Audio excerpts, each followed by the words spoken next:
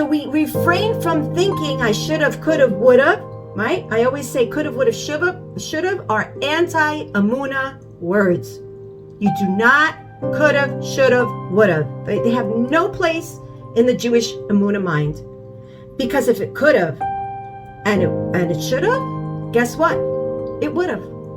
It would have. But it didn't, because it wasn't meant to be.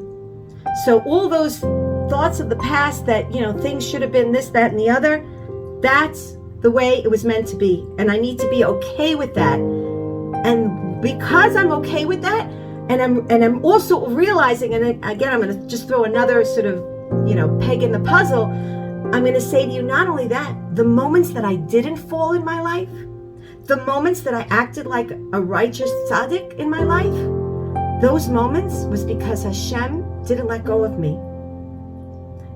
Those moments that I sinned were the moments that Hashem let go of me.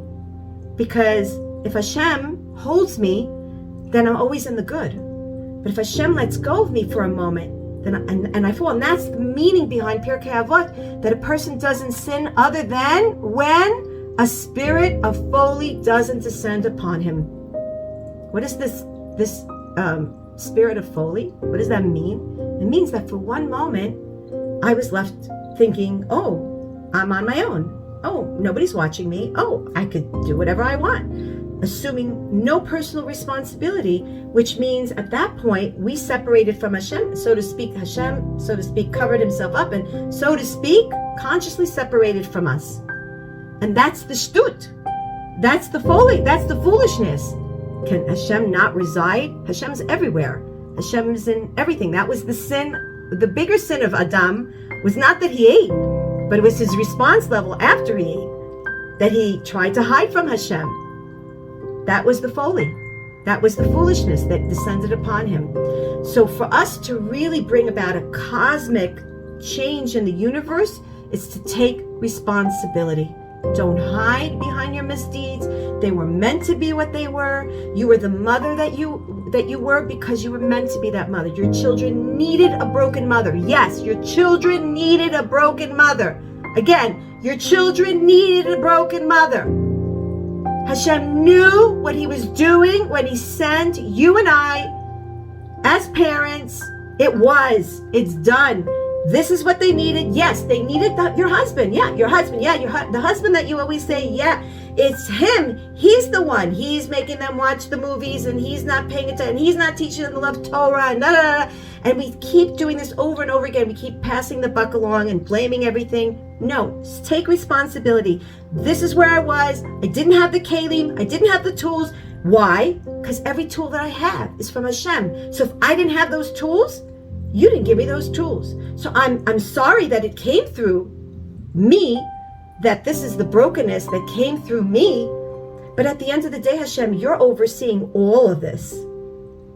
So I'm going to take responsibility for whatever it is that I could have, should have, would have, maybe, yes, done differently if I had known. And I don't even know what that is, but I'm going to just assume responsibility for whatever. And I'm going to try to learn, of course, whatever I can in the future. But that's where it ends.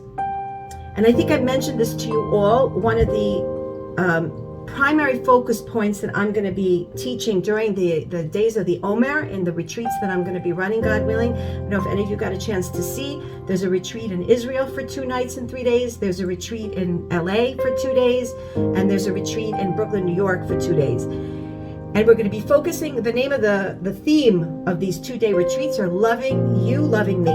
Because it's all about releasing this guilt and the shame. I have to tell you, this has become more and more prevalent in our generation. The self-sabotage and self-destruction that we put ourselves through because we keep blaming ourselves again and again and again and again.